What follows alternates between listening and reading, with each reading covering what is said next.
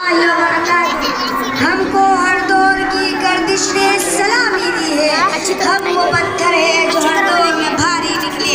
जनाब सर मोमिन दीन इस्लाम का मानने वाला मोमिन वो जो अल्लाह की माने, मोमिन वो जो दीन इस्लाम की खातिर अपनी जान कुर्बान कर दे, और मोमिन वो जो कहता हो मेरी जिंदगी अमानत, मेरी आरज़ू शहादत। सदर आली वक़ार कायनात आर्ज़ी है और इंसान फानी है, लेकिन याद रखिए काफिर को अपनी जिंदगी से प्यार, जबकि मोमिन मुजाहिद को अपनी मौत से प्यार होता है।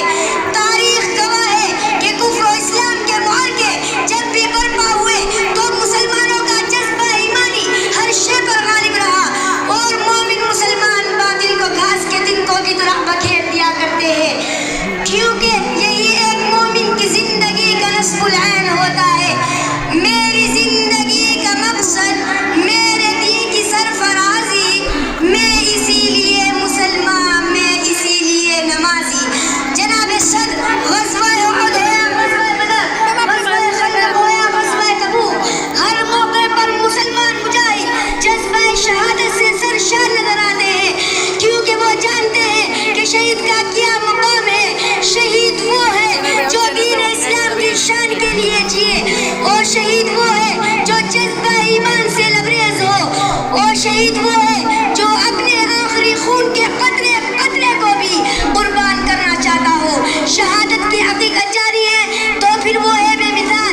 शहादत के नमूना पेश करने वाले सय्यद शुहदा इमाम हसन और इमाम हुसैन रज़ियल्लाहु अन्हु से पूछिए, जो शहादत की अज़मत का आला तैयारा अपने खून से कायनात के ज़र्रे ज़र्रे को हसीन और जमील बना देते हैं, और ऐसे तीर चलाते हैं कि चिराग से हजारों चिराग जल जाते हैं।